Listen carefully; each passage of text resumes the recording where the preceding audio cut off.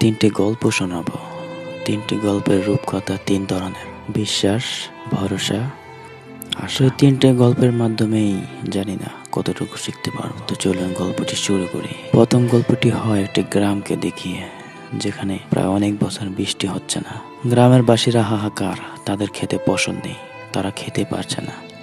এই জন্য গ্রামের প্রধান অমুক দিন ঠিক করলো দোয়া করবে, আমাদের বৃষ্টির প্রয়োজন। যেদিন দোয়া করবে ওই দিন সবাই একত্রিত হয়ে সবাই দোয়া করবে। কিছু আনুষ্ঠানিক কাজ শেষ করলো, দোয়া করবে।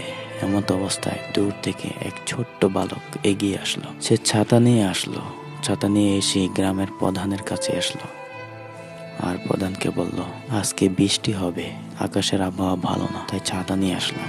পরিশেষে আমাদেরকে বলা হয় এটি হচ্ছে বিশ্বাস।